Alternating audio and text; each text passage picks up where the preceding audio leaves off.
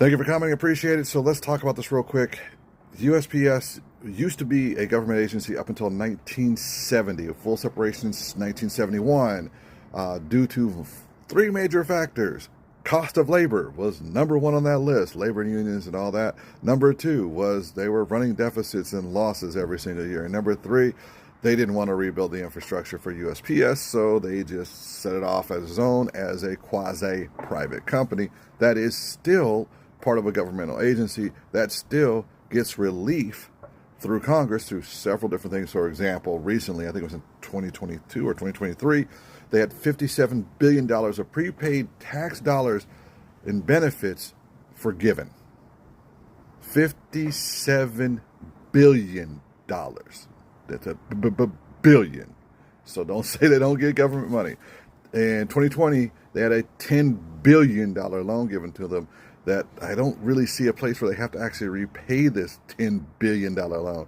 But it was a loan. It wasn't, direct tax dollars, but it's our tax dollars that went to it. There's a lot of other things that go on that. So, USPS is not a private entity. It is a quasi-private and governmental agency that they can dump money into a specific way where it looks like you put no tax dollars into it, forgave tax dollars, and that's the way it goes. Now, as how they're running, terribly. They're not modernized. Their bidding process is ridiculous because they still have to follow government rules. So as a private business, they could have easily fixed their transportation vehicles, done all that real quick, but no. Because they have to follow all these governmental agreements, they weren't able to just go to a car manufacturer and say, I want this done this way, this is it, and let's move forward.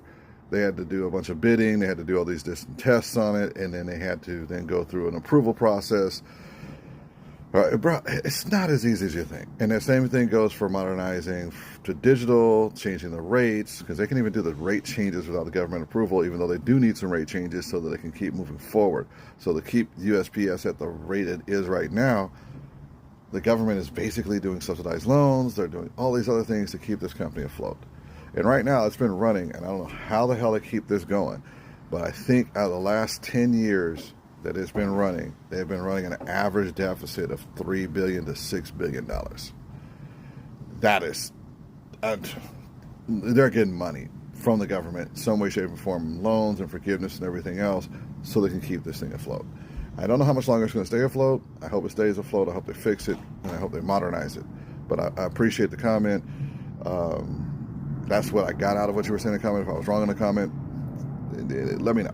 But I appreciate you doing it. I wish we had better options and we had a more robust system for mail distribution. Peace.